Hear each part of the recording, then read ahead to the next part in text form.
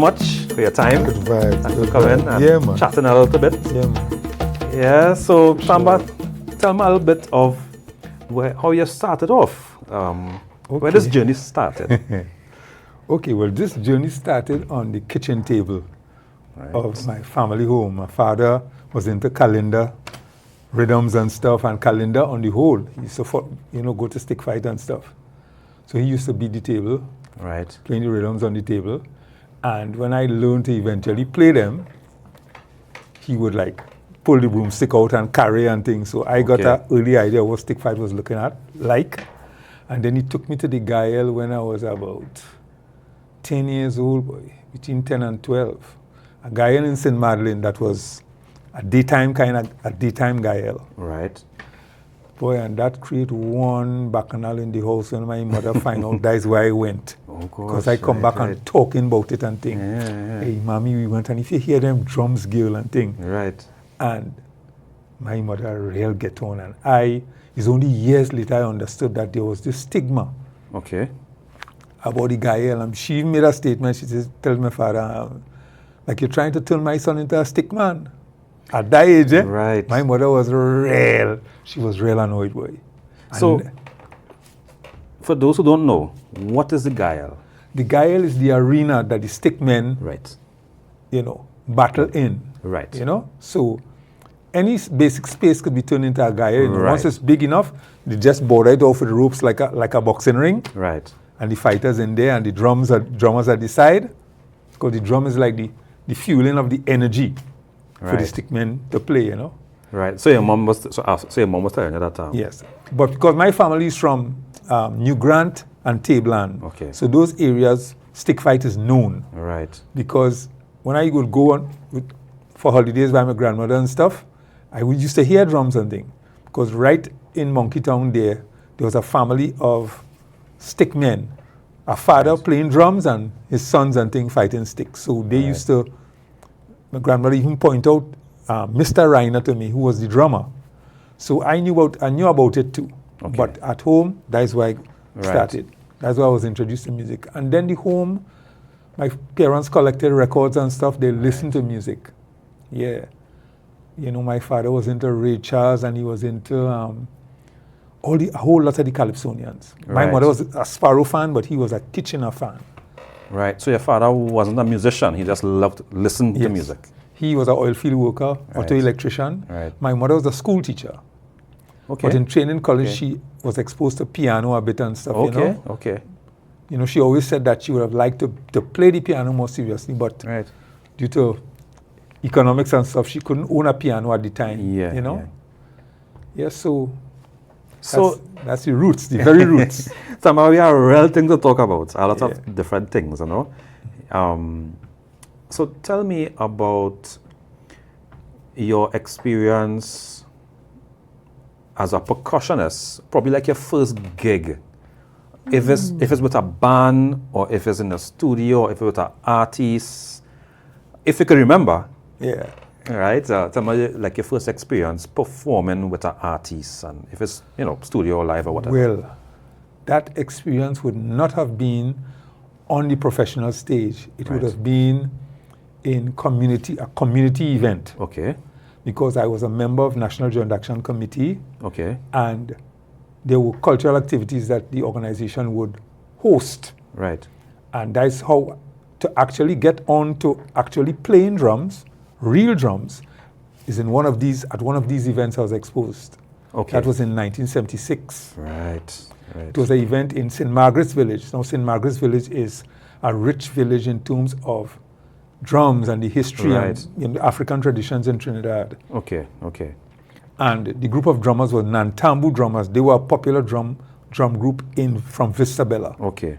And they were doing a lot of innovative things with drumming, drums and saxophone and all that. Right. Yeah. And I bent over to play one of those drums, and just off of what I was hearing in my head, off of all them things before I was playing at the table. Yeah. And one of the guys there built a drum for me as a result of that. Okay. And some months after that, we ended up playing with a Calypsonian at one of these events. Right. I had the drum that he built for me and stuff. The same event? The same. Same type of event, but it was later down in that same year. Right. So that's as far back as 1976. Right. So I really I was tuning in to actually looking at drummers and that kind of thing. But my first professional stage event would have been sort of doing an opening for Andre Tanka at a show at NUGFW Hall in Port of Spain, sponsored by, was an NJAC program too. Right. And I did a solo drum performance. Okay. To open that. That would have been in 83. Right. Yes, that would have been 83. Right. Yeah, because I went through a period of putting down the drums. There's a whole set of history. I didn't drum for a while, and then had an experience in 83 that sent me right back to the drums and never turned back since. Oh, okay. Since then, you know. Yeah. So interesting. You mentioned Andre Tanka. So Andre Tanka, his music. Those of us who know his music, will know his music is very is like a kalalu of our local rhythms and dialect and things like that. So how was it for you? How was your experience working with Andre? Okay. Well, Andre, an interesting thing about Andre listened a lot to world music. In Andre's building where he lived, there was a guy whose job took him all over the world. And he would bring recordings of various musicians for Andre. So Andre had a collection, and he used to share some of this stuff with me. Right. You know, African music and Middle Eastern music and all that. Andre was listening to all of that, you know. So the Andre experience was really, in fact, in 1977, I started to listen to Andre. I went to an event called Black Traditions in Art. Okay. That event was an ongoing event that would take place in Bellsmith Street, the corner of Bellsmith Street and Aripita Avenue in Port of Spain, at the home of a senior member of NJAC. Right. And all the local artists who doing what today would be called underground music. Okay. Andre Tanka. Right. Lancelot Lane. Right. Early Rapso people.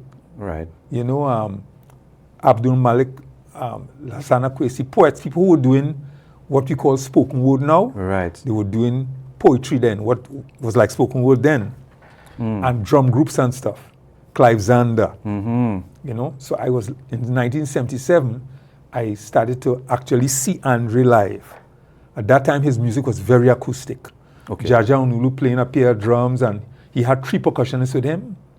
Three percussionists? Jaja and 2 other percussionists. Right. One playing congas and bongos, and the next guy was playing like shakers and doing background vocals and things. And Andre had another guitarist with him too. Okay. Playing more acoustic. In fact, Andre was playing acoustic. At those events, he was playing more acoustic guitar. Right. Yeah. So who was the guitarist along with him?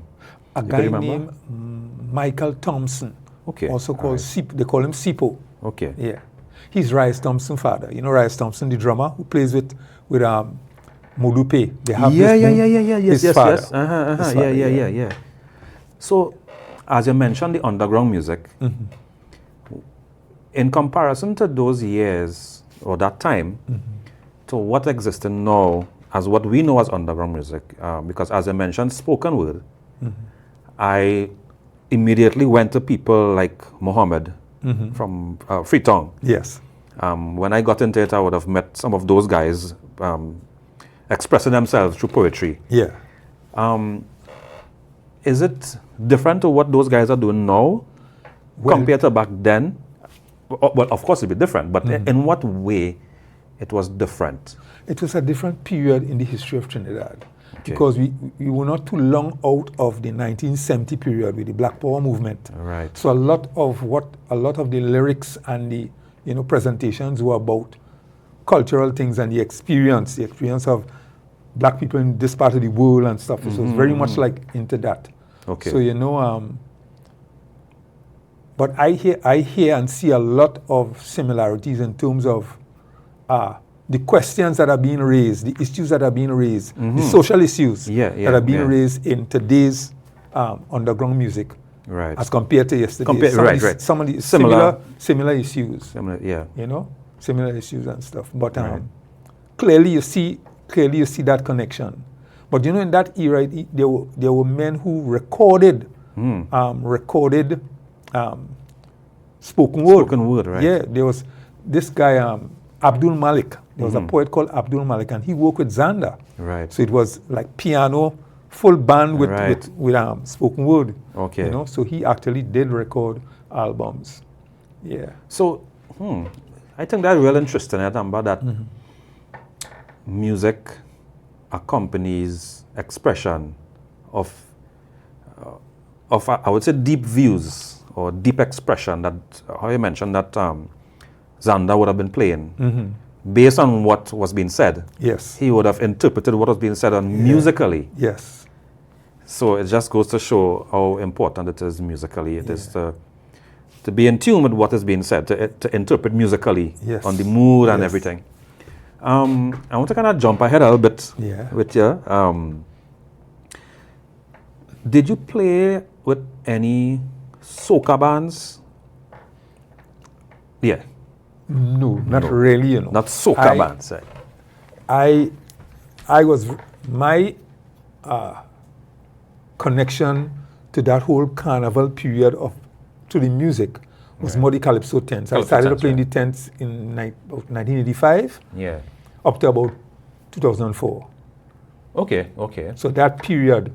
Right. However, we would have soca artists because a greater part of those years, between 1994 and 2003, I played at Spectacular, and Spectacular would have soca artists mixing in with the Calypso, you know? Yeah. So in that sense, but I never worked definitely with a soca band. Right, so more Calypso.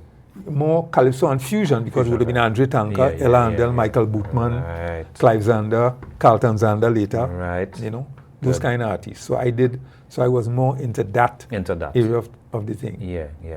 So,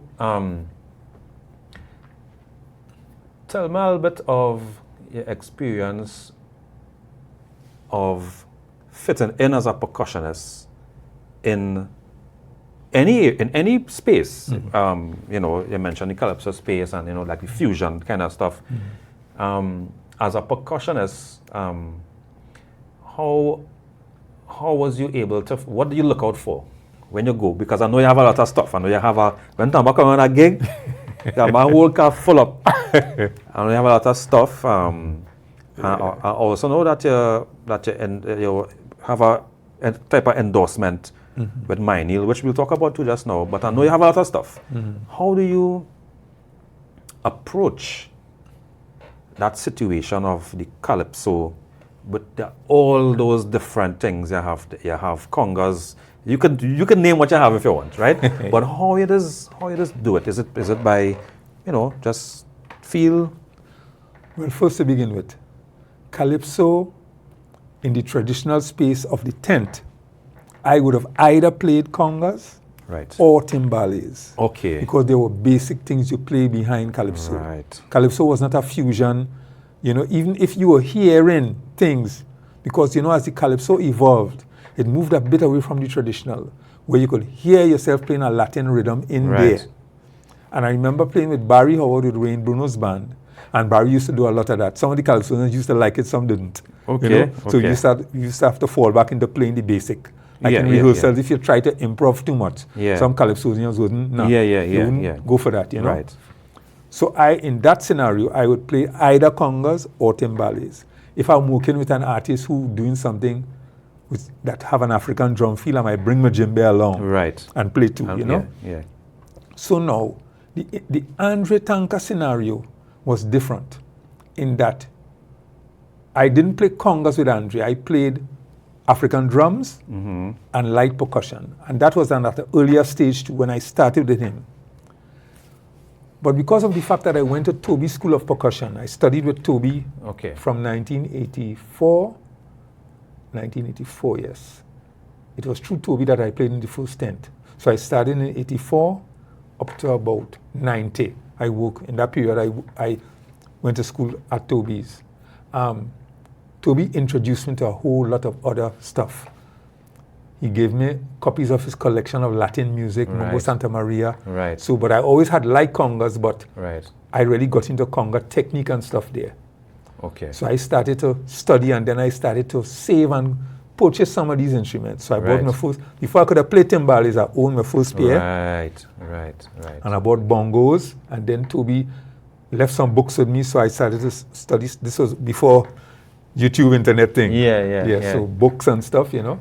And with Andre now, a lot of the music from the local African tradition, the Orisha drum tradition, and the other folk, Yeah. the folk rhythm stuff.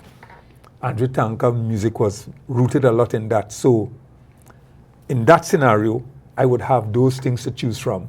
But as time went on, and I realized that I had to study different styles, I had to study how a Brazilian feel would feel, how with various types of Afro-Cuban would feel, Right. rhythms would feel.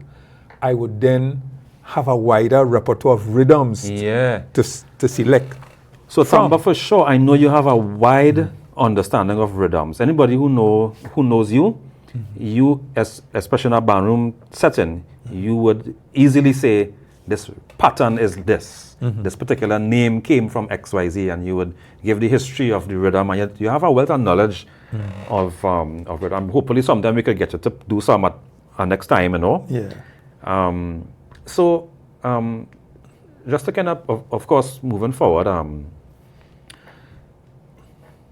music as from your perspective, you have been involved in a lot of foundation musicians and artists, and you on probably any gig right now. When I say gig,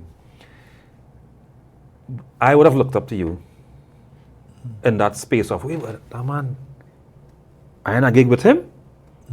So from your time to playing with younger musicians, because you have been introduced to younger musicians, younger keyboard players, younger bass players, younger drummers. You would have, and I know that you would meet a lot of musicians all over. What are your views on coming from that foundational side and still being involved in a younger musician space? You would have seen a lot of changes or Yes. a lot of things happening. What is your views on musicians now and musicians back then? It's a kind of general question. Yeah, What is your views on that?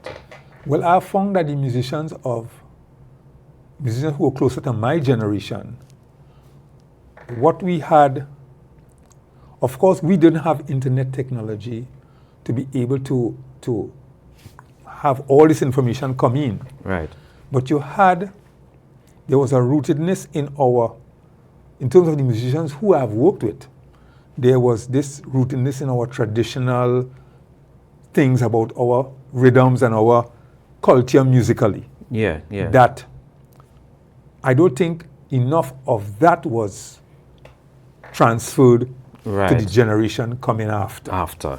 Right. So I heard Barry Howard complain about this when looking at younger drummers and how they would play calypso, for instance. And he would say, and he would talk about it. But I always used to mention that, we should be set up classes and, Right. But that is a whole different thing there. But, so that is one of the major things I've observed from then to now. But for today's musician, young musician, they are much more aware of the wider scope of what it takes to be a musician. Yeah. Much more than my generation. Right. Okay. Because the young musician who coming up now is talking about producing. He's talking about Technology. playing multi-instruments, playing more than one instrument. Yeah. All these type of things, So from that perspective, I see the futuristic. There's a futuristic approach. Yeah. That I am excited about too. I'm encouraged about too. Yeah. Even though being a senior among these young musicians, I really admire that, Tamba. I admire your ability to fit in to a space that might be new musically, in a generational space and all too, because you would have been exposed to some great Andre Tanka and Xander. Those guys are them fellas as hard hitters, and now you might find musicians now might be a little bit more on the, I would say, world beat American pop Western influence, bringing that to a real foundational calypso rhythmic space. So I think your ability to fit into a space is interesting, which will lead me to this question. And I know you guys question many times, right? Let's talk about your experience with, I would say, Ableton, but there would have been a little transition with drum machines that playing percussion in soca bands or even some groups, But Ableton now have a lot more. Yes, it's more detailed. More, yes. You could take out a cowbell and you could put the congas on one side and you could have different percussion and you could separate those instruments. Compared to back then with a drum machine, everything is kind of coming down, Yes, true. So, what are your views on, as a percussionist, working along with Ableton? Okay. Well, generally, as a percussionist, if I hear an arrangement of a song, I think of the various parts. And being a multi-percussionist too, you'll consider how it feels to move from the introduction to the verse to the chorus to the bridge in terms of what you're going to select out of there to play. What happens with an Ableton is the Ableton takes the stems of a song. So if I am playing and an Ableton is there, there needs to be some leeway where the live percussion is going to play.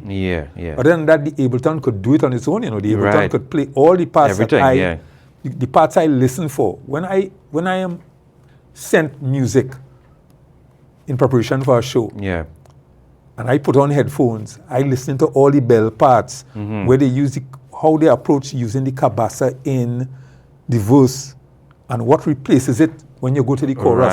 Right. The Ableton player doesn't have to go through all that. He just takes the stem of a song and say, okay, this is the percussion of the song. So if I'm to work with him, we have to have some sort of discussion as to what I am going to play live and what the Ableton is going to carry. Because most times in these songs, you have overdubbing taking place where you have a shaker pattern along with a conga pattern. So I will take the conga pattern for this song, and you, the shaker and the tambourine and stuff, let the Ableton. Right. But I had an experience, the first real Ableton experience I had, that didn't happen. So in the rehearsal, and there was nobody who was regulating it to say, well, okay, what are you going to do? We have a live percussionist here. Until I told the musical director, maybe I shouldn't do this show, I say maybe you should just let Ableton do it. Because if Ableton is there doing all the percussion, there's no... What's the point? And the artist who was the main artist on the show, it was their show, they weren't indicating to the Ableton player, well, look, let's set things up in a way where we could have the live percussion in this song. Let's do this song with more Ableton, and let's do this song with live and less Ableton, and let's shift it around. So... And that led to another thing on the night of the show itself. Because I opted to play on certain songs and not play on certain songs because of that. Because as a percussionist, I cannot hear myself overloading a song. Hearing this percussion going on and decide I'm going to put anything on top of that just to say that I'm playing in the song. I wouldn't. I would play less. Of course. Less. What the Ableton lays down there, the stems, I would be forced to create something that would complement that, rather than take a position that I'm going to play this inside of it. I wouldn't approach it like that. That cannot be open. So Tamba, tell me some of the challenges that you would have as a percussionist? Or like any challenges that you could think about? Okay, well, it has become, over time, it has become a bit more challenging to move with that amount of equipment. Oh, okay, right. You know? Right. But sometimes I find that people don't understand. They feel that I'm just working with this set of equipment because I have this set of equipment. I get that from some people sometimes. Yeah, like why are you bringing all these things here for? Like, yeah. And men will, sometimes fellow musicians will say it casually, Casually, casually, right. in a rehearsal. Yeah. They would say, yeah, I don't work with all of this, you know. But then the music that is sent to me to prepare for that show, I am hearing all of this. Yeah. So that's how I tend to look at it. Yeah. You know, I could easily walk with a shaker and a tambourine to do your show, you know, and then of course you could say, what is that? You know? Yeah. Because in the repertoire of music that you send in for me, there's a timbale solo, there's congas, there's shakers and triangle, and you know. So I tend to think of covering the pity of the whole thing. In the past, when bands would have had 2 percussionists in Trinidad, then you will only focus on your congas if you're playing congas, and your timbales if you're playing, and that's it. You know, that's a major challenge. Right. That's you know? right. What could I say? That would be about it, you know, because gratefully I find myself still working a lot at this age as a musician. I'm thankful for that. And I'm thankful that somehow what I play is appreciated and it seems to help still be helping making the things happen. You know, because I constantly listen to the music. And really music hasn't changed, you know. Yeah. I mean, you would get, when you listen to some of the latest things, you hear some of the oldest things being manifested in there, you know, in what the percussion is saying, what the rhythm is saying and stuff. And that's why in the wider world, there are a lot of percussionists still out there working and recording and everything. So it's about a percussionist being innovative in a space. Yeah. One of the things that I always look out for you, if we're on a gig together, is sound. The sound on the stage, the sound check. Yeah. As a percussionist, your job is to play acoustically. Being in a space where there's a lot of monitors, speakers, PA system, drummer, and of course you now have to play it at a certain volume level. How challenging it is with sound companies and a live percussion rig. How challenging? Because I know there's some challenge there. It's good that you raised that challenge. Yeah, because you play an acoustic instrument and you have little shakers, you have everything there. But then you have a bass player there, you have Ableton coming through monitors, guitarists playing loud stuff, and bass player and backup singers and sometimes horn players. And on a stage, what is the challenges that you have? Is it that you tell me about that?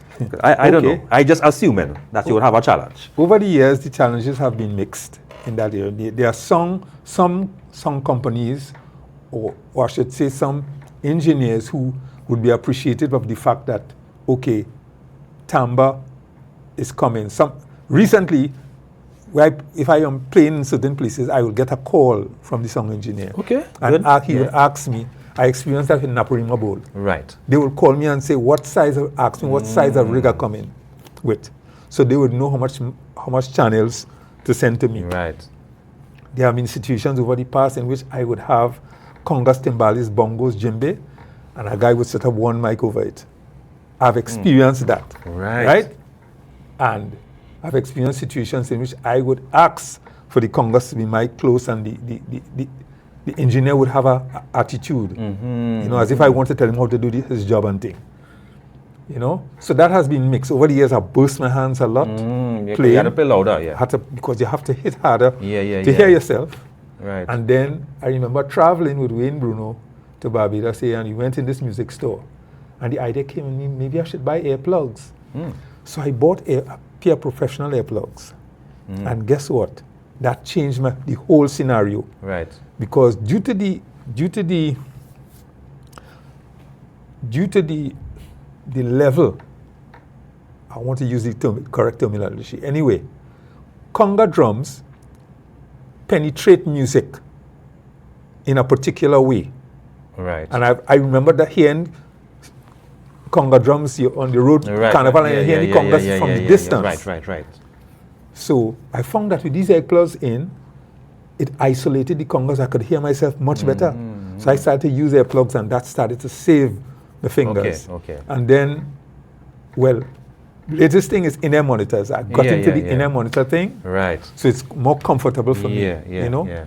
But a lot of times engineers, and as we go more into technology too, you find there's less of an appreciation in a particular way of a guy playing live when you could easily have Ableton. Why is this? You know, it's more work for the sound company to have to run all these lines. So how much lines you could say it would take for your, if you had have the ideal PA sound team setting up for you, how much lines you think you will need? I take 7 lines if I'm using the full, Okay. And that would be like djembe, triple congas, bongos, timbales. Right. And then like they'll do overheads for the toys and stuff. Right. I even set up my rig to accommodate in the past to put most of all the effect stuff on one side to accommodate a song engineer situation where he might only have 3 mics, and I had to make a decision of, and he got say, where you want your mics? But so I only have 3, right? You know? Right. And so that even shaped things in a certain way too. So in your rider, you're gonna have seven mics, 7 lines.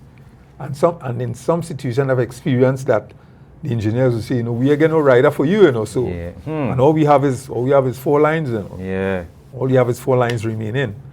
So I would choose not to leave out an instrument out of the rig and just play it because I would have practiced the music a certain way. Yeah. So tell me a little bit about your endorsement with Myneel. Okay. Well, I must mention Simon Karimbokas. Okay. Of Simon Music Supplies. Right. Some years ago, back in the, that would have been in the 90s, the representative for Latin percussion came to Trinidad. And Which is LP? Yeah, LP. Right. And Simon thought it would have been a great idea for me to try to get an endorsement. So he invited me to meet with the guy and stuff. Okay. And we had lunch and thing, and we talked, and I did a demo. Right. Which I sent, but I wasn't accepted by LP. They said they wouldn't be able to have me right now. And then in 2007, a German trade mission was coming here to Trinidad. Okay. And Myneel is a German company. So they had a representative come. And Simon invited me to meet the guy. Right. Well, Simon and I have a relationship going back since he was working with Sagom's music, before he had his own business. Right. Because I remember the first congas that I tried to put up on my own was 2 old congas from up on side. Right. I bring home and I cut one short to suit the size of the next one and all this kind of thing. They make up it. Yeah. And when I went to the store to Sagom's to get a pair of rings for the top, Simon was the guy I met there. He was the man of business at Sagom's. And Simon handed me the rings and said, carry this home and see if it fit in. Without taking the money or anything. He said, well, if it fit, if it don't fit, bring it back. If it fit, bring back bring the money. Yeah. Right. And that's how Simon and I started to link. Right. So in 2007, in 2006 they came. So the guy told me, well, you need to play exclusively mine if you're going to, So I did a video, audio video thing, which I did by Daniel Bishop. Right. And we sent it to Myneel. It was successful. Well, Luis Conte, who is one of Myneel's top endorsers, he put his word in, because when Simon went to NAM, he met Luis. Luis was one of Myneel's top people. Yeah. And Luis was telling me, Tamba's a good man. He's a good man. Right. So I got the endorsement. They sent full rig. Yeah. They send a catalog Yeah. and tell me to choose what I want from the catalog. Okay. Right? And all these timbales and triple congas and Yeah, things, yeah. all that, and a whole lot of other stuff that they don't usually see. Yeah. That was in what year? 2007 it came through. Yeah, because I think we started gigging around that time. Yes. With Kelly. With Kelly. We started with Kelly 2004 though. 2004? Yeah, 2004 was when we Right. started. Because I remember helping you with some of those manual stuff on Yeah. some gigs and moving them around and telling them about it. Yeah. Yeah, 2004. Well, 7 is when Yeah. the manual thing came through. Yeah. Okay. So that's real interesting one. That whole manual thing. Well, it's a partial endorsement, it's not a full endorsement. Right. You know, the full endorsement is a whole bigger thing, you Right. know, which involve doing clinics and workshops. Like guys like Luis Conte would do workshops around the world and, you know, that kind of thing. I wonder how many musicians are endorsed in Trinidad by companies. We wouldn't have much. I know Brian Williams had a stick endorsement with Promark. Right. And but I've observed that there are some of the younger musicians who may have like in-ear monitor stuff and thing, headphones, you know, endorsements and stuff. But I don't know of anybody having a drum company or Obasi. Obasi Springer, yes, he got a Yamaha endorsement. Yamaha stuff, yeah. Obasi Springer, yeah. He's a real amazing drummer, boy. Yeah, boy. Obasi Springer did. Yeah. You know. I think some of those guys from Orange Sky too. I think they had some endorsement with some guitar company or something at some point. I could be wrong. I'm not sure, but you know these things. Comments if I'm wrong. In Trinidad, these things don't be highlighted as much, though. You know, they kept on the low, but yeah, these are things to make mention. You know, but it is what it is. Yeah, boy. Yeah. Well, that's a real good opportunity. Yeah. You know, how would I feel? How would I feel to be endorsed by Myneel as a big company? Yeah. Well, it's good, you know, it's how should I put it, boy? You know, there are a lot of things to learn about it. There are still questions I have about it that I must say weren't made clear enough to me, you know, but you're in a situation like that, of course you ask questions, but you don't want your questions to be as, you know, as an obstacle. Yeah. You know? Yeah. But over time, I got to understand more about it in terms of what would be required of someone who, let's say, as compared someone who has a partial endorsement as compared to someone who has a full endorsement and stuff, you know. But it's good. It's nice. I mean, you are exposed to a community of musicians now who like, you know, at a level that you would be forced to try to reach up to. And then we have disadvantages in that in Trinidad, we are out of the flow of movement of the musicians and the companies who would have heavy endorsement things happening out there, you know. So because endorsements, what fuels endorsement is sales of equipment. Yeah. You know, okay. Yeah, true. A company will justify giving you a full endorsement if where you play is so visible internationally that, you know, there are some guys who would be invited, who would be invited to endorse because they play with a big act, who traveling through Europe, traveling to the US, around the world. So, you know, once you are visual like that, it's easy, it's easier, you know. Well, yeah, okay. All right, I want to ask a interesting question. What are your thoughts on our music industry in Trinidad?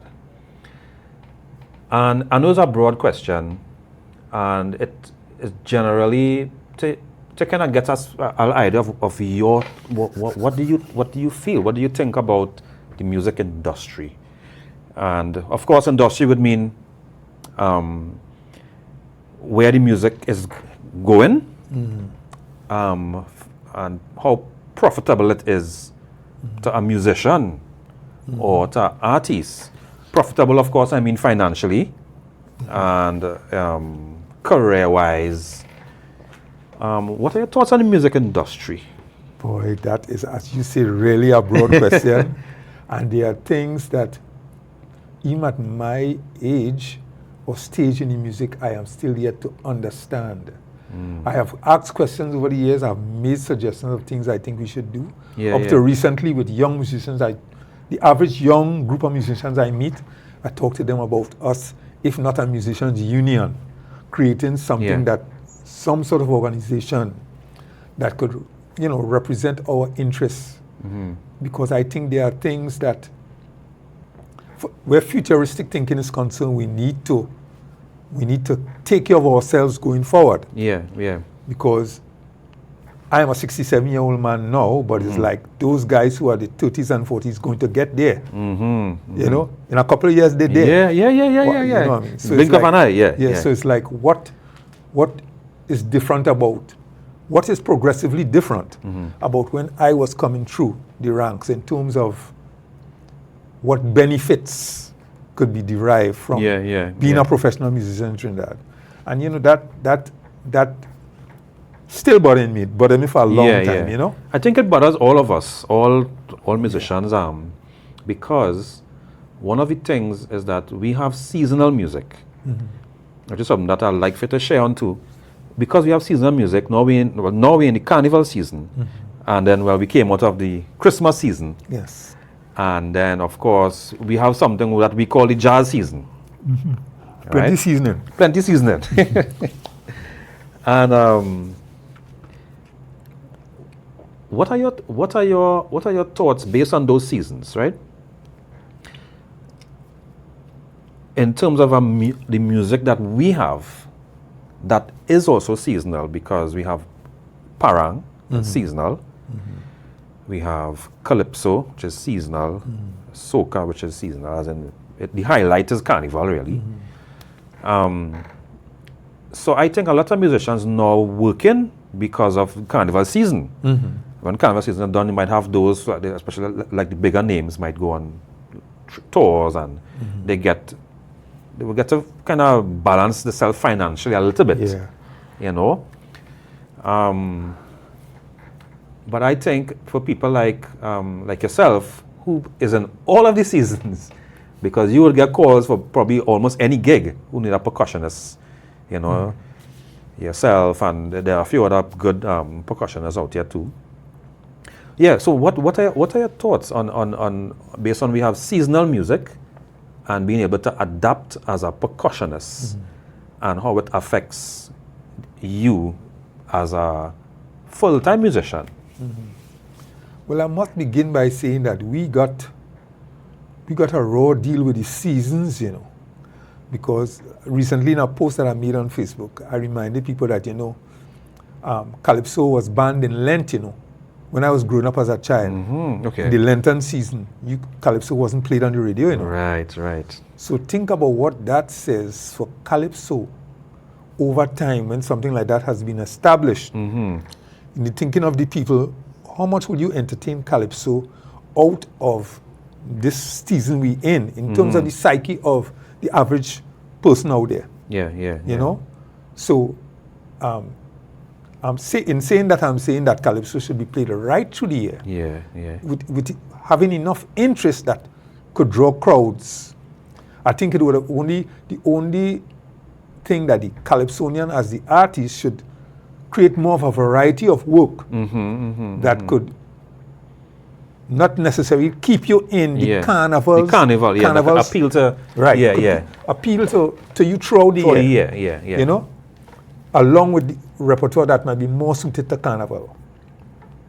You know, but I think that the seasons, we should work it differently. You know, because I noticed that groups, for instance, trying to do parang outside of the season, and that's a progressive thing in that parang, the genre of music, could then really develop, and you could bring other ideas into parang in terms of what the theme of your lyrics might be, you know, and how you may want to fuse it and stuff, you know. Right. But we need to break out of this idea of the performing as a seasonal thing. Because reggae don't have a season. Exactly. Rock don't have a season. You know.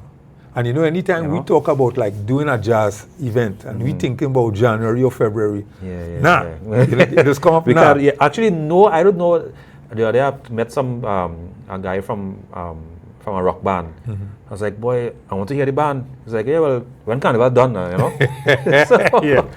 So Carnival getting the highlight of soca. Yeah. You know, I don't know, but Tamba, I don't think music was meant to be a competition. Because most of our seasonal music is based around a competition. Yeah. You know, Calypso is based around a competition. Those who will win. Then you have Road March. Then we would have had Soca Monarch. Yeah. You had Groovy Soca Monarch. You had Chutney Soca Monarch. Yeah, all the categories. And all these are competitions. Yeah. So I think with the competing part of it, I don't agree with the competing. I don't agree with it. It's just my view. So what do you think about competition in music? Competition in music. Well, boy, you know what happens. Musicians like yourself, based on the music you listen to, competition is not something you would entertain. Because you're entertaining excellence. You're not entertaining competition. Even though there's a school of thought that says in competition there's a greater striving to become better. But then the aim is to become not the best you could be, but better than the next guy enough to win. Right, yeah. You know, so that is where the negative aspect of that is. And you could be shortchanging yourself too. If the goal is to win to defeat the next guy. Or to win the road match. But that is if you're in an environment in which you're not seasonal. Because the season has its own energy. And I guess it didn't create its own energy like that. I mean, there was a school of thought that competition would have been the way to preserve certain things, you know, because with a financial reward, there would be a greater, I think that's part of the thinking, that there will be a greater energy going there towards achieving winning status. And not then necessarily excellence. Because you're sitting down in front of a panel of judges who, with their long or shortcomings, going to judge you as compared to the next guy. When music and the spirituality that music, the spirituality of music, it doesn't. It's like oil and water. It's like it don't mix. I came up with this understanding that that competition in music is competition not supposed to be in music. And while it is a competitive space, I think competition is there for yourself, to compete against yourself in terms of what you're achieving. Yes. You know, you want to make sure that next time you sound better, you write better, not for the sake of winning a competition, but for the standard of the music. Of the art, The art, Yeah, man. So I don't really agree with the competition thing. So Tamba, tell me about your schedule. What you're doing now? I know I think you have some gigs coming up. Carnival is just next week. Yep. I know you're involved in some gigs. Well, yeah. Well, for the past 7 years, I've worked with Etienne Charles. Right. Rhythm, Brass and Mass. That's his band on the road for Carnival Monday. Because I haven't worked in the tent since like 2004. That was my last year, 2004 in the tents. Yeah. Right. Okay. But I've worked with Kelly, with Calypsonians coming through, and then with Wayne, we've done some stuff with Spectacular after when I got back into Rapid Response Band. Well, there's our next piece of history. Okay. But so most of my carnival has become doing that road thing with Etienne. For instance, what happened last year was that there were 2 concerts that took place early in the year One was Tricanal in concert, and the next Right. one was Trisha Lee Kelshaw's Right. concert, you know, which were not carnival concerts, but, well, you know, in the case of Tricanal, their music could Yeah, fit. yeah, it could fit, because yeah, they do yeah, the you know, the jab and all that. Yeah.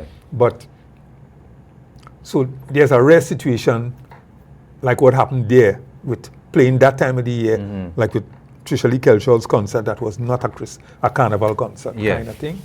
But for years, my thing has been, for the last 7 years or so, Etienne Charles. He would do, sometimes he does additional shows apart from being on the road in this period here.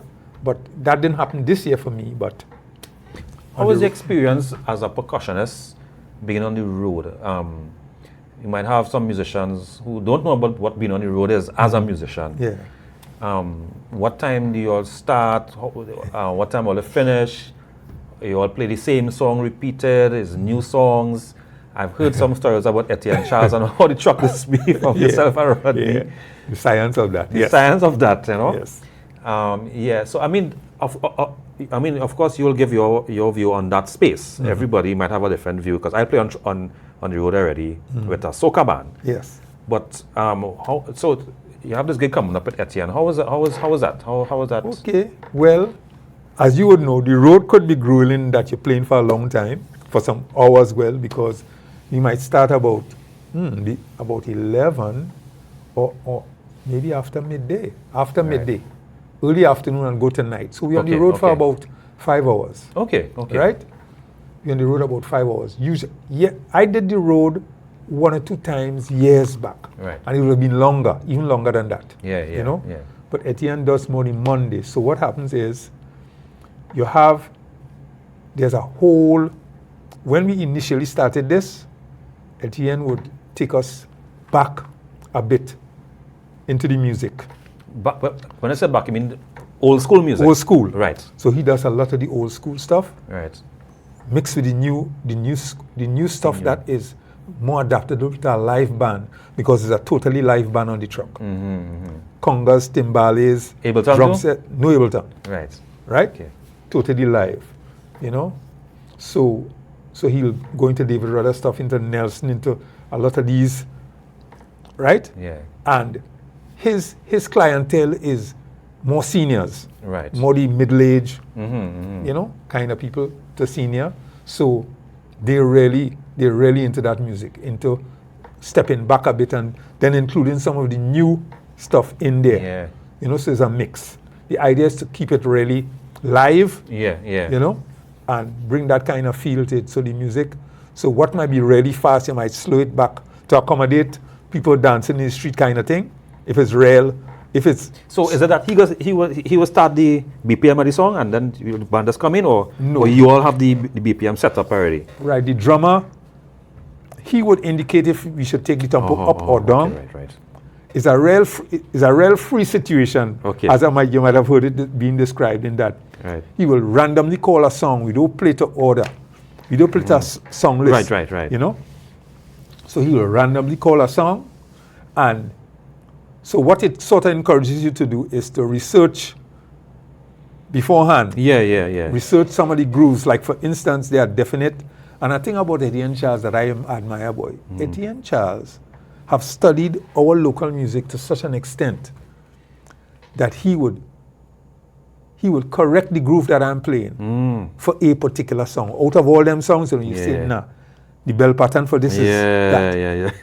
And he would remember these things. Yeah. So it's like he has this whole repertoire of music arranged by Leston Paul and all these guys coming up through the years. And he could say the bass line, that song is dum dum dum as compared to you know. So a bit of it, seeing that I don't have that degree of retention. Yeah. You know, you have a little bit of freedom in the rhythm section to play some grooves that you'll feel would really fit. Right. Based on the style now, you know? The style of the calypso or soca. So Tamba, where you think you where do you think you would see us? What could we expect from you anytime in the future? You know, what you have up your sleeve? I have a short sleeve. I have a short sleeve today. Yeah. I am seriously interested in documenting stuff. Right. I'm writing stuff right now. Right. Yeah. That's real good. Percussion, educational stuff too. I want to write. I'm writing some of the ideas that many of the ideas that I developed. Because remember, when I started to play with Kelly Green, Kelly Green was using one percussionist, and we were playing with calypsonians who were playing doing more traditional calypso. Remember the shows he used to do? Yeah. The extempo and all that. Yeah. So I had to find a way to play multi-percussion in the calypso. So I developed a whole lot of formulas. Yeah, right. So I'm trying to document that now. Some of those things. I think that's real important, Tamba, because documenting those things. Just today, I've been listening to a song from Merchant. And I listened to the guitars. We spoke about it earlier on when I came. And I would have assumed it was Junior Warwood. There was nothing written on the description of the song on YouTube. Yeah. But listen to the playing, I would have assumed it was the late Junior Warwood. And I was like, this guitar playing is so amazing. It's so creative. It's like a genius. Yeah. And I never get to meet him. And I don't have any... I found some stuff online about him. I found the songs that he would have played on. And I did see Merchant there. Yeah. I also saw Shorty Eye. Yeah. He played for Shorty Eye too. But the only thing I could learn from him now was listening to the music. Yeah. You know? Yeah, boy. Of course, he wouldn't really pass. Or he could. I don't know if he did. If anybody knows about Junior Warwood, I don't know. I never know. But I think what you're on to there is something that you could leave in this earth. Yes. And it will benefit some other people as well. So I think it's a really good thing you're on to there. Yeah. Yeah, well, all the best for that. I could tell that. True. All the best for that. Take some doing. I get some technological help now. Yeah, right. Yeah, Right. To actually put it out. But there's a whole lot of stuff in my head, man. A whole lot. Right. Well, as you could imagine. Yeah. A whole lot of stuff. Your retainers with dates real good, Tamba. Yes, because every time I ask her something like, Tamba, what was so and so? And then you go say, yeah, well, in 1980 something. You really know them dates and them good. Yeah, just try to keep the dates in line. The dates in line. Yeah, so how is it being a full-time musician financially? We could talk about it because I do music full-time too. I mean, I don't know if you want to share. I mean, you don't have to share the amount of money that you make, but what do you have to say concerning being a full-time musician financially, and what could be done, for it to be better, or things like that? Well, of course, that has had challenges in itself over the years. It has improved over the years in terms of what I would be paid as a musician and the regularity, because, outside of I did the carnival, I did the calypso tents for years, as you know, and that was like a kind of foundational thing for facing the year. And then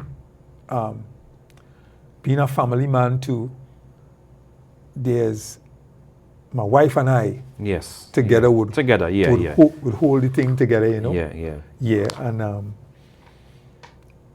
so that is what most of the years I drove taxi at a particular point in time. I remember, two of my vehicles between 1994 and 95, up to like into the 2000s.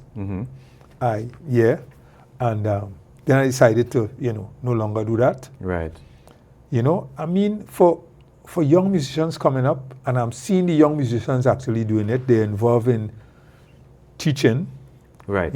Teaching privately, and there are guys who work on the ship. A lot of guys who work on ships now. There was a time in my coming up, and even up to now, percussionists, you don't see much percussionists being called to work, at least from Trinidad, from our part of you know. Yeah. I wouldn't. It would not be correct of me to say. Try to speak outside of Trinidad. Yeah. You know? Oh, yeah. Because Of you course, would yeah. have percussionists on these cruise lines and stuff. But you know, musicians in this point in time, musicians are able to take more advantage of that. Mm-hmm. You know, so it helps in terms of keeping things together. In terms of the musicians going forward, you know, so it's a juggling scenario. You know, there are some over the years there have been musicians who would not have been musicians full time, so they would either be, you know, they might have a trade otherwise, or they might have been working in one of the playing in one of the services bands, which you still have now, the police band or regiment or fire services. So you know they could balance things easier. You know, but it has been challenging. At times it's at times it could be really fruitful. Over the years I've had situations in which, you know, you get called to the studio and you know, and call after call and again next call and it's just flowing. And it add up, you know, over time. Yeah. And what happened to me in between 2007 and 2012 was Divine Echoes. Okay. Even though I was contracted as a manager between 2009 and 2012, I worked with the band, preparing the band initially to be launched. That's from 2007. Okay. So I worked with the percussionists and stuff. Right. It was a group of us. Okay. Including Fortuna Rees and okay. Oh gosh, yeah, Fortuna Rees he worked with the trumpeters and right. Steve Villafana with trombones and stuff. And and I can't remember the guitarist's name right now, but he works with the string section and stuff. So I did some of that between 2007 to the launching of the band, and then 2009 I traveled with the band to Cuba.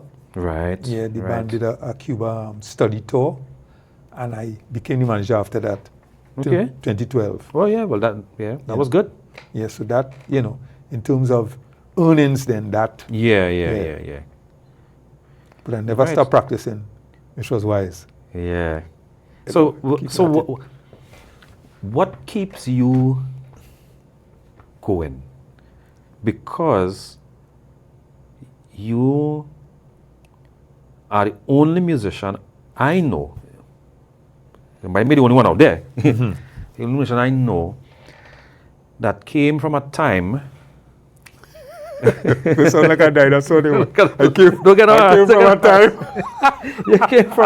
You came from a space where, I mean, I would have been a little boy probably looking up at you on TV. Look at things. You know? And we would have gigged together. And when I see you on gigs, I was like, hey, boy, I get to play with Tamba, this man, boy. You know? But I want to know, what keeps you going? What keeps you going back to rehearsal, gig, offloading your million stuff, racking up? Boy, I don't know. It would have to be really this feeling of being called to what you do and loving it in a deep way.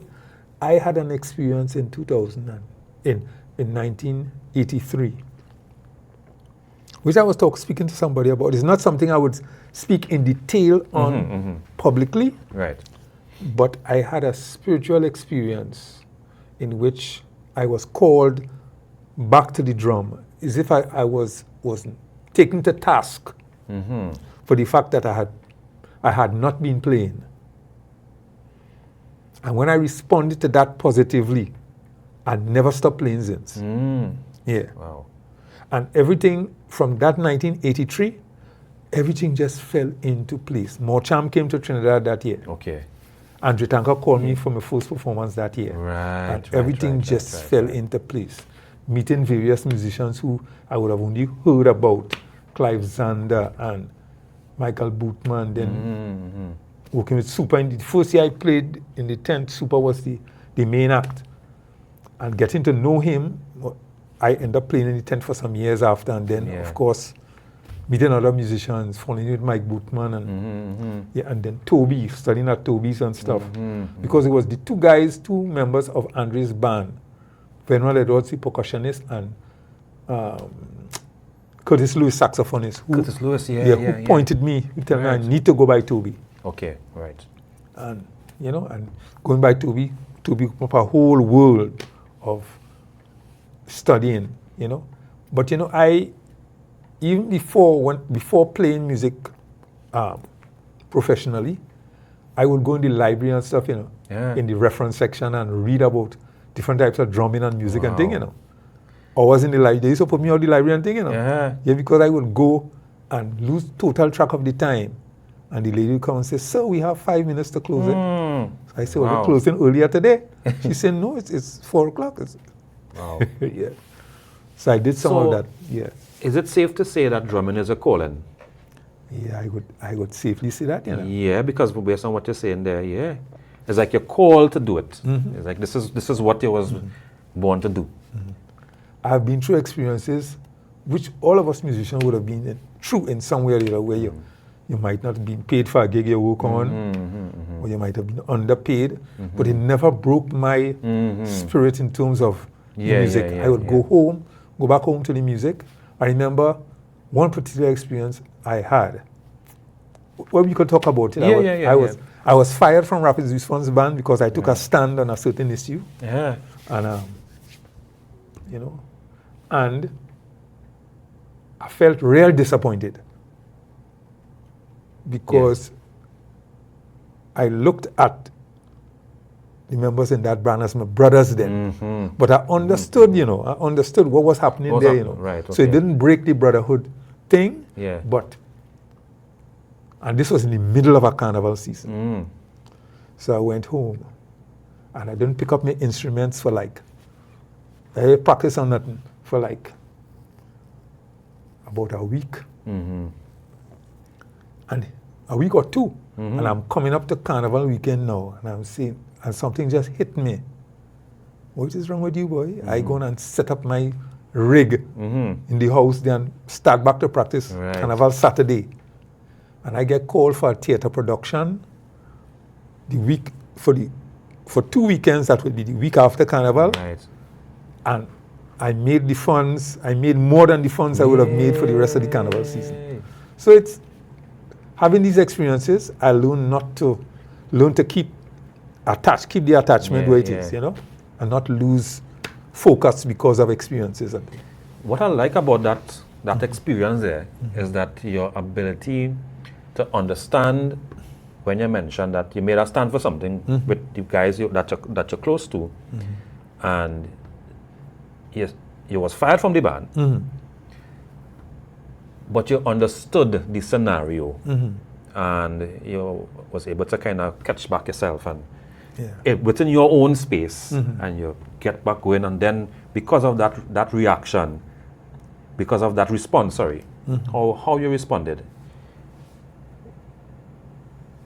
you get called for a better paying gig based on how you respond. You know, you mean how I respond to the experience? To the experience, yes. You know, because they get fired from a band that you're close to, might not have been something I would have taken too well. That would have thrown me off well bad. As I mentioned, making a stand for something, right? I don't want to talk about myself too much, but I know that feeling of making a stand for something in a group of people that you're close to, being open and sharing something. Hey, this is what I believe. I think this is wrong. We shouldn't do this, or we should do X, Y, Z. And everybody say, "No, boy, Bishop, no, nah." And I went through something like that already, and I say, "Here we're going. You see, on this trip, you ain't going no way." Practicing for a gig in Grenada, I make a stand for something. I said, "Nah, nah, I'm not playing. I'm not playing. So if you're playing, pack up stuff and go home. You ain't going on this trip." Yeah. I went home normal, I stay home and chill out, I think. Band come back and they come back normal. Hey, we are practicing, we are gigs on, so normal. Yeah. Just get a Grenada blank. I get a blank. A little penance. I get a little penance, yeah. Stand up for something. And it's the same thing with the drum machine thing, you know. Same thing with the drum machine thing. We recorded a song. I play on the recording of the song. It was our song. They want to put the guitar that I play in the machine and not me play it live. So I get real hard. I was like, hey, I take pride in this playing. I put this down in the studio, and I am here on the gig. I played this. So if I am here on the performance, why put it in the machine? When I could just play it live and probably make it sound a little different, and They was like, no. It going in the machine, and when you press play, you go play over it. I said, play the same thing over it? Yeah, play the same. I said, no, I ain't doing that. I'm not doing that, and I get vexed. I said, I ain't doing that at all. And they said, all right, yeah, I'm going on this trip. Yeah. That's what happened to me on that gig. The music life. Yeah. So Tamba, I think as musicians we all have our challenges, I think it's good that people get to hear some of the challenges that we have. Yeah, man. So, let me see, we're looking for time here. Yeah, we're on 12 minutes. I'll just edit out that little piece there. Yeah, so Tamba, any advice you want to give to somebody who is interested in being a percussionist? Yeah, well, there are so many things. I mean, okay, you try to listen to as wide a range of music as you can. Well, I started with hand drums. There are people who start with drum set, which is right, because drum set is part of the percussion family. If you're going to university to study percussion, drum set is something you have to do. Timpani, a whole lot of the average percussion that you don't see. But get into hand drumming. If you're starting from the position of hand drumming, you get a teacher. You get somebody who could help you with your technique. Right. I know we have YouTube now, and YouTube does help. YouTube doesn't hurt at all, because I take advantage of YouTube even up to now. Yeah. New rhythmic styles, coordination exercises. Well, I actually developed coordination exercises off of the fact that I've been studying the djembe music and Trinidad African drumming music and Cuban and everything. So you could take piece from this, and so I use that as like exercises too. But listening to a wide range of music helps a whole lot. Listening to right. And having a teacher to kind of guide you. Having a teacher to guide, Of course, well, at UE and UTT and these institutions, you would have percussion departments. Right. So you would have that body of work happening there, but what people hear of me playing now is as a result of a whole lot of experiences over time. So, it doesn't come, the sensitivity to know what to play where wouldn't readily come just like that. Yeah. It wouldn't readily come just like that, because I played at a show in 2024 with some Canadian musicians. That's 24, 25. Anyway, and the Cuban guy who was there, he's Canadian. He's a Canadian resident, but he's from Cuba. Right. And he says to me, I really, while playing a set, backing up the late Kayaleen. Right. Kayaleen. I look back and realize a group of the musicians from the band stand up there looking at me play. And afterwards, the guy come and tell me, he say, keep on doing what you're doing. He said, that gift, he say, not every percussionist could interpret like that. It's something you tend to take for granted. Yeah. But he says, where you play certain things. But I listen to Ralph McDonald a whole lot. And Ralph McDonald give you a sense of that. Right. I realize that the thing is not trying to play like anybody, any other musician, but trying to understand the science behind the thinking. What is... How they think about it, how they perceive it. Right, what is guiding them in terms of, Ralph McDonald and Luis Conte, they would know where to place a tambourine, and the whole music you'll feel the music shift. Yeah. You will hear that movement from the verse to the chorus. with just the change of a percussion instrument. Sometimes you don't even feel the fact that the congas stop playing. But what takes over for the chorus? Yeah. Takes, Yeah. A lot of things there, man. Yeah, but that happens over listening and internalizing certain things, and listening to various styles of music too. Right. Because percussion determines the identity of music. Yeah. If somebody says, let's do this song in a samba feel, the percussion is what has to say foundation, that this is samba. Yeah. And the person come out and say, no, there's not samba you playing there. So you have to, it's good to know these things, you know? As you mentioned, university, UTT and UB and those things. Did you ever had a teaching experience at any one of the universities here? Whether it be UTT or, you know? You mean like if I was called to teach? Yeah. At UTT, the foreign instructors invited me to do a clinic like with the class. Okay, nice. Okay, you know? So I had one experience with that. You know, but I haven't taught at any, you know, still like on faculty or anything like that. Yeah. Okay. All right. I went in as a student. The percussion, there is a audition like we did. I don't know if audition is the right word.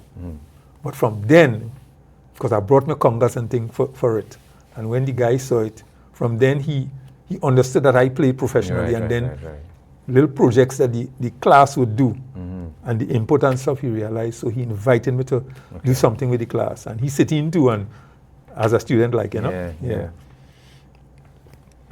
Okay. Yeah. Well, Tamba. Brethren.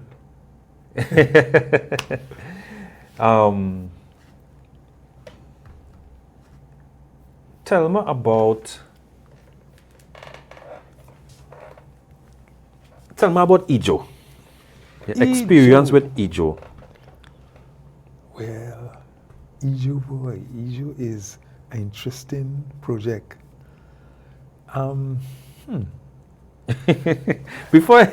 For those who are looking on, we are part of Ijo, so that way we could kind of talk like this. Yeah, go ahead. So okay. Ijo was a unique experience for me because Ijo was brought together like an experiment, you know, where we would come in and with an idea, which we called a seed at the time. Yeah. And we take these ideas and build them into compositions and arrangements and things. And in that atmosphere, some of the most interesting things happened. You know, we would come in the room and somebody would be checking the guitar or the bass, and that became the foundation of a groove. Yeah. And next thing, the drums would come in and play something, and the identity, and that's it. Yeah. And I would fall in. So at Ijo is, I think the only other experience I would compare in my years to Ijo would have been playing with Andre Tanka in the initial stages. Yeah, that sort of energy, boy, that sort of enthusiasm to do that. You know? Yeah, I haven't had an experience like that. Yeah. I enjoyed playing in most of the situations that I've worked in over the years. Yeah. I've enjoyed them, but Ijo's are different. Yeah. It's a different thing. It's a different experience. Yeah, and I'm glad that we start back doing some stuff. Yeah. We was out since COVID for a while, and you know, we gonna get back in the space there. Yeah. I think it's important that musicians have a space where we are free to create and express without an expectation of what we think people might want to hear. Exactly. That is something, boy.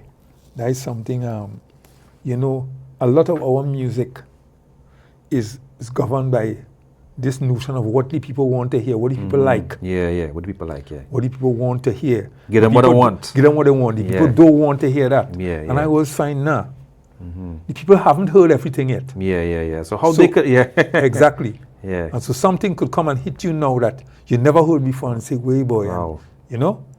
So, you know, you're trying to. That's like trying to colonize the people musically in a sense. Yeah. To tell them, well, hey, this is what you must accept. But the idea should be to encourage an openness that would allow the people to receive all that there is possible to receive, and then the people could say, "Hey, I like this, I like that."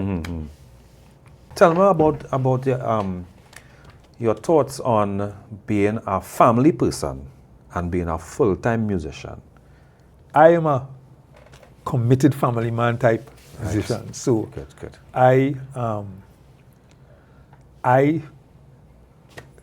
engage less in extracurricular activities. Okay.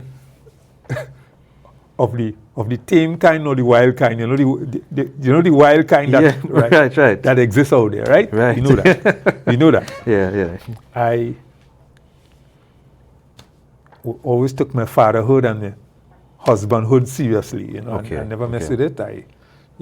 So I would so there was a kind of cohesion that developed over the years between my wife and I, and my children appreciation of what daddy does doing thing. Right. You know, over the years that brought us to this point. This year's my 40th wedding anniversary. Wow, 40 years. 40 Congratulations, man. Yeah, man. So it's like, so is that my wife, man. I remember, well, there was a period I used to build drums. That was in the 70s, going into 80s. So I would have logs in the yard and thing, and I would go for goat skin and stuff. That helped a whole lot with the finances and thing too. Right. I started to build drums. And I remember it had times, like I was traveling with Andre to go and do Sunshine Awards in New York in 1992. Right. So I decided to go over to Washington, D.C. by some brethren who I started to play djembe with here. Okay. And they went playing djembe out in the U.S. So I said I'm going to spend, my first idea was a week. It ended up being like about a month. I stayed out after doing the gig. Right. So to go out now, I decide I'm going to prepare a set of goat skins to sell now. So I go out there, I could have some change and thing. Okay.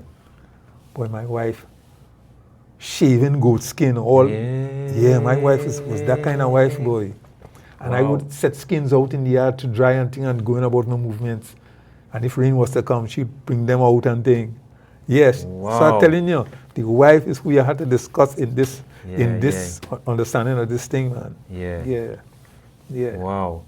Yeah, I agree. I agree with that. Yeah. I think to become anything that we want to become in life, the right partner is important, Having the right partner, with the support, and it goes both ways.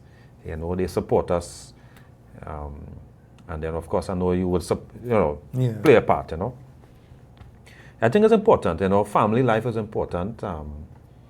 Being a musician, there's a stereotype of, being a musician, you live a wild life, as in, there's the environment that we are wrong a lot of alcohol, depending on the space, not all musicians, and of course the attention of women and all of that. So there is some truth to it, but then it's also like just a stereotype, As a musician, it's expected that, you have, So I think the family life, and I think it's a good example also, to younger musicians looking on, that you could live a good family life being a musician, It's just to kind of know how to control, balance things. Yeah, man. Good. I'm glad we spoke about this. Yeah. Because there are sides of us that is behind the scenes that make us who we are. And it's everyday life, it's everyday things, things around the home, being a being a father, being a husband, being a musician, you know, being an uncle, being being different things, you know. Yeah. So musicians is supposed to be a balanced life, I think, you know. Yeah. I mean, sometimes it's easy for us to get engulfed in the music. If we are practice, let's say we have to pick up the instrument and start practicing. Hours pass and we forget we had to do things, you know. My wife is being awed. She's being awed. Like, so long you playing, so long you practicing. You haven't finished practice yet? True. So true. But she get accustomed with it, you know. Yeah. Yeah. It's a life. It's the life. Yeah. Interesting boy. Interesting experiences, over them years, yeah. Interesting, man. Tamba, what do you think is like your greatest experience? What is your greatest experience being a musician? Boy, what would that be? Would it be a gig or would it be just an experience overall? Well, boy, I could. It's a lot. It's a a lot, lot right. over those years too. I think I felt a special way playing with Hugh Masekela. Hugh Masekela. Because I grew up listening to Hugh Masekela music. In school, we had listening sessions we used to do. Well, there was a teacher who advocated it. He wasn't my form teacher or anything, but he encouraged some of us who had liked music to bring the records and things. Right. At the end of a week or at the end of a term or something, you bring your records, who have records. And I invigorated my parents to buy a portable battery-operated record player for me. Right? And we would listen to music and stuff. And Hugh Masekela, Carlos Santana, later on would have been OCB and Fela Kuti, but the Ruffin Brothers and Curtis Mayfield, because Curtis Mayfield had a percussionist brother. He would have inspired me a whole lot at that stage of my life, when I never even played an actual drum, live drum. But hearing that man play, man, yeah. And so Hugh Masekela, you would have played. You would have listened to his music. Oh, right. Yeah. So here it is. I met Hugh Masekela for the first time in 2005 when he came. No, 1999 when he came for the World Beat Festival. Right. I played at that festival with Andre and Signal Hill Alumni Choir, Ella and David, brother. And Hugh Masekela performed, and when he was coming off the stage, we just automatically stretched our hands to shake. I was standing there, we shake hands and things. And when he came back in 2005, he said, I met you already, you know. Yeah, wow. He said, I know you, I met you before. Yeah.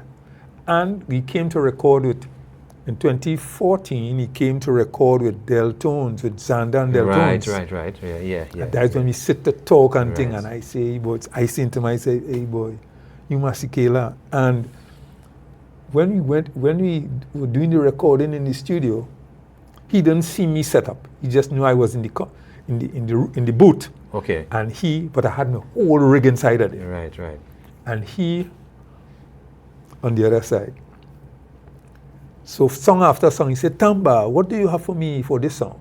And song go down, he play. He said, that's nice, but I find it's a bit too busy. And we work song by song. We work down whole album down like that. Right. So he comes into the room and then realize that all these set of instruments inside of here. Right. So he shake my hand. Serious, boy. He say, what university did you study at? Dead serious, no laugh, no nothing. I say, well, I think for a while, but I say, well, I kind of self-taught. Well, I studied with Michael Tobas and stuff. He say, very good, very good. Yeah. Well, that was a real good thing to get a compliment from him. Yeah, boy.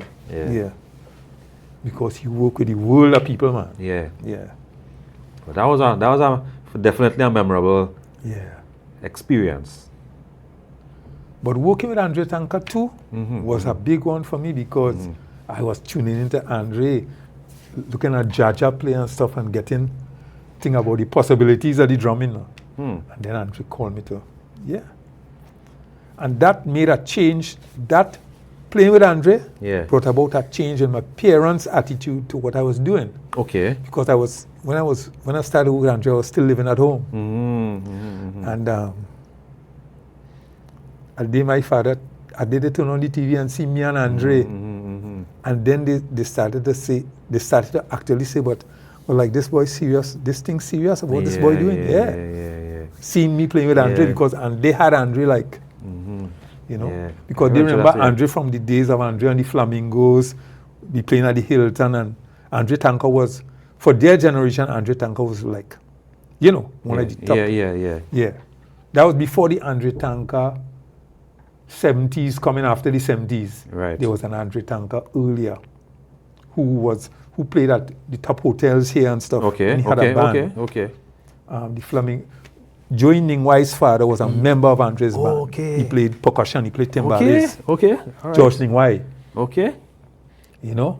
And he after, when I came around with Andre, he was like helping manage Andre and stuff, you know?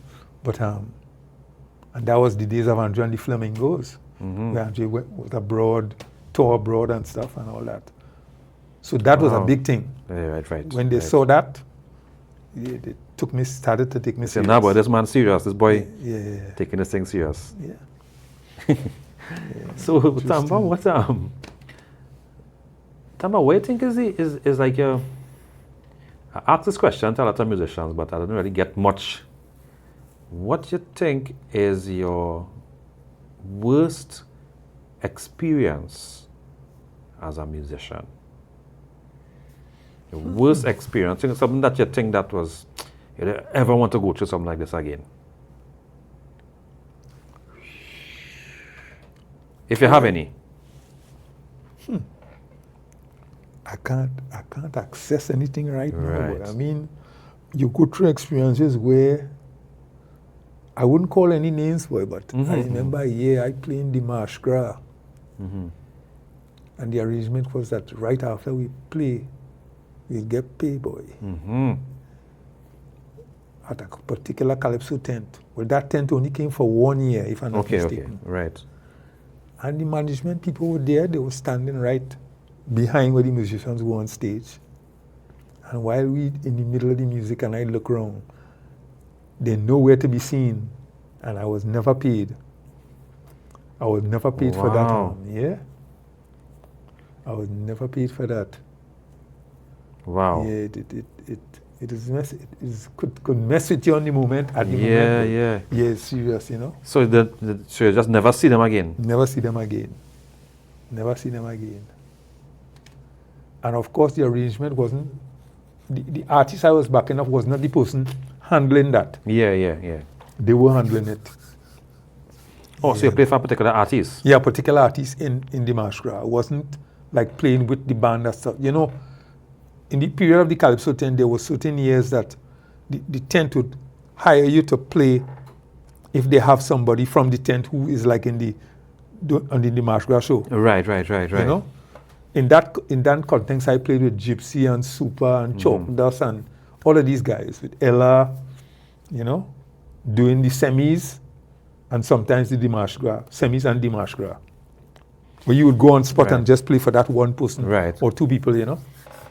Yeah. So just to kind of, just a little bit, to get some more information, who, if you were to call some names of those who you would have played for, and those plenty, but just give me a little insight on the people that you would have played for. Over the years? Over the years, yeah. I know it's a lot, but...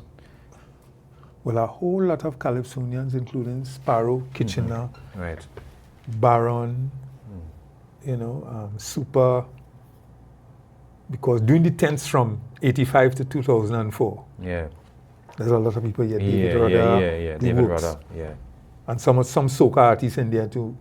Colin Lucas and Ronnie McIntosh, and you know.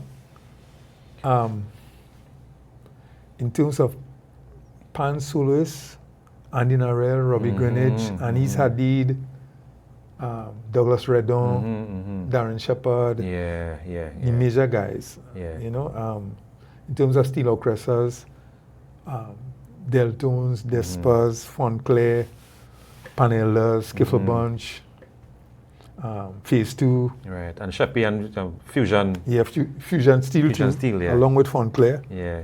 And a steel orchestra in St. Lucia, Allegra Pangrove, are all female steel orchestra. Yeah. Okay. Yeah. What? Yeah, Allegra Pangrove, yeah. And jazz musicians would have been Happy Williams. The first show I did with Andre, he was the guest artist on that show. Okay. Happy Williams. And I worked with Ron Reed when he was part of Andre's band too. Right. At that time. Oh boy. Well, I was part of the resident band for Pan Ramage for about 4 years. Okay. So you work with people like Ernie Ranglin from Jamaica. Right. A couple of top Cuban artists, Rameses Rodriguez and Enrique Plagacia, and Sandy Gabriel from Dominican Republic, and Ilan Lopez from Cuba. So that, I shake my head, but I don't know who these people are, but I know they were probably some big ones. Mutadi Thomas from Canada, Mutadi Drum Festival, and this guy who plays keys, two keyboard players from Canada though, were part of that that thing, and the Pan Ramage thing, and with Michael Bootman, Ella, Umase Kayla, Ralph McDonald and the New York All Stars, which included Will Lee and a couple of these guys, and Will Lee and Clayton Crawford Jr. and a serious guitarist boy. Oh gosh, what was his name, boy?